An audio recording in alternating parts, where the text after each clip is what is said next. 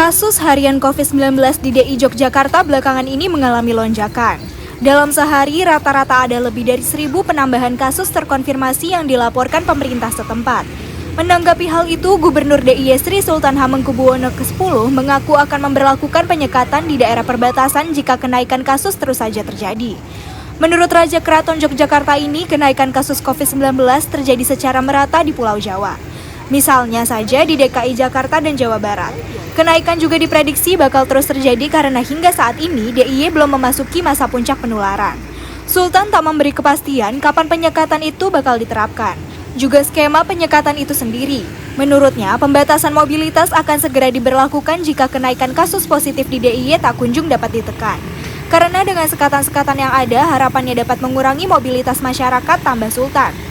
Sementara itu, pada Kamis 17 Februari 2022, kasus COVID-19 harian di DIY bertambah sebanyak 1.531 pasien.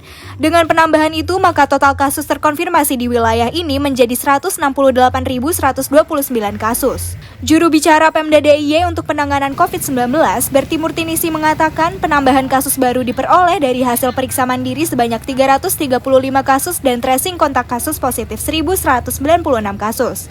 Distribusi kasus positif adalah Kota Yogyakarta 336 kasus, Bantul 418 kasus, Kulon Progo 163 kasus, Gunung Kidul 47 kasus, dan Sleman 567 kasus. Dia melanjutkan pasien yang mengalami kesembuhan untuk hari ini dilaporkan penambahan berjumlah 125 kasus. Kasus sembuh dilaporkan di Kota Yogyakarta 39 kasus, Bantul 70 kasus, dan Kulon Progo 1 kasus, Gunung Kidul 3 kasus, dan Sleman 12 kasus sehingga total sembuh menjadi 152.794 kasus.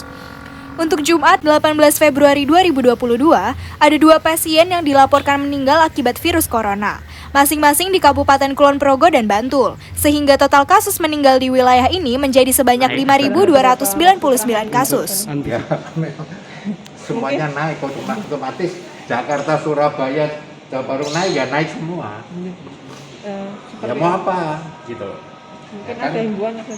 Ya satu-satunya cara ya bagaimana kita mengurangi mobilitas masyarakat di luar, harus menggunakan prokes sama masker. Itu jadi prinsip yang harus dilakukan.